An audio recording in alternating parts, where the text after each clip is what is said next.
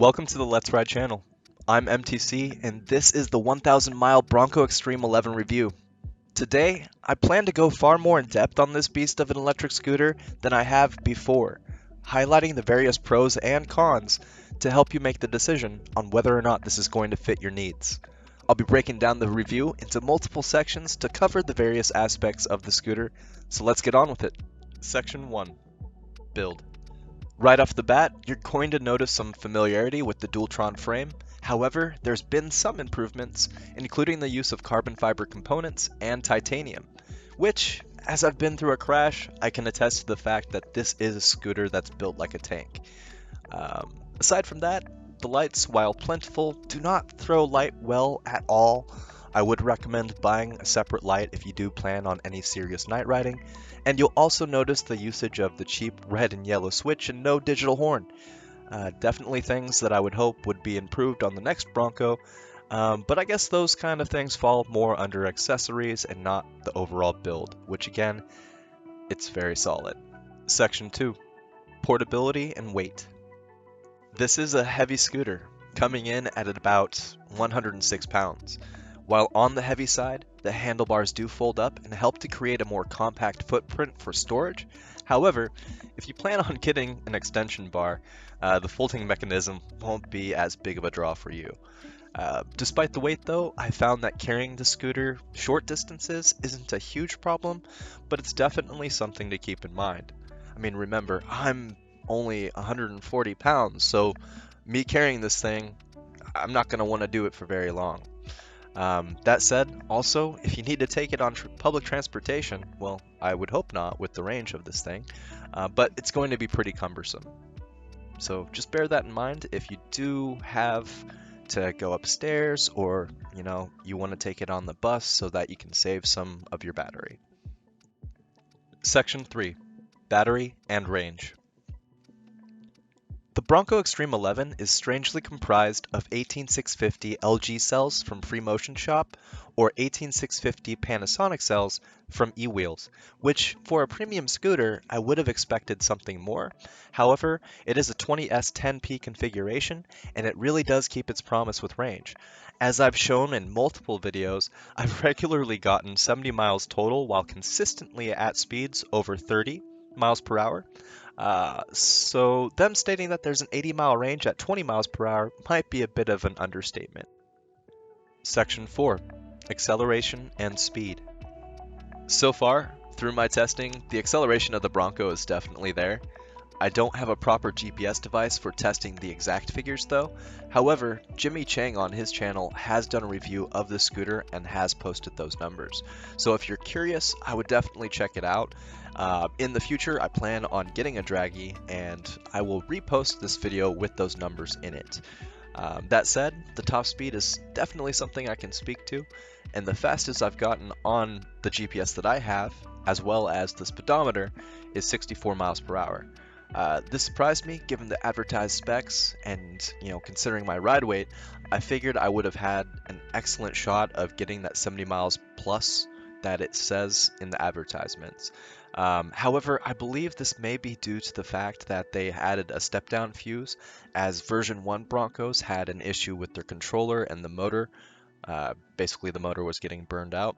So they added a step-down fuse, which solves that. However, it could be limiting the top speed because it just doesn't have the kind of juice it needs. Section 5. Braking. Braking with the Bronco is excellent, as it comes standard with dual nut hydraulic brakes with 160mm in rotors. I instantly noticed an upgrade from the touch and feel of the more common Zoom brakes. However, I believe in the end I will switch to Magura brakes, as I have always been chasing the best-in-class performance, and I hear nothing but good things about Magura, so I do want to give those a shot. But that's not to say that nut brakes are bad. I just feel as though they have a bit of room to grow. They're great, but the modulation just doesn't feel as smooth as I believe it could be. Section 6. Comfort. This is a pretty mixed bag for me, as I do love the ride height and how stable the Bronco is with the steering damper installed. However, the kick plate is at such a terribly high angle that getting your back foot comfortable is difficult. If it were about 10 to 15 degrees lower, it would have been perfect. And based on the clearance for the suspension, I don't see why the decision to leave this so high was made. However, once you get used to it, it's doable. I was able to ride 1,000 miles just fine. However, you may find that your back leg gets a bit tired on longer rides. Section 7. Ride quality. Riding on 11x4 CS tires with D&M adjustable front coil suspension and D&M adjustable rear air shock suspension makes dialing in a ride that feels good as easy as pie. Need it stiffer for speed? You got it. Need to give it some give for some unforgiving road? You can do that, and it's as easy as flipping a dial. It's great to be able to fine tune the scooter for what you need without the need for tools. It just makes it that much more convenient and that much more pleasurable to ride. Section 8. Safety. This is another mixed bag of a topic. While the build is very solid and can withstand crashes, it doesn't have the best safety features on board.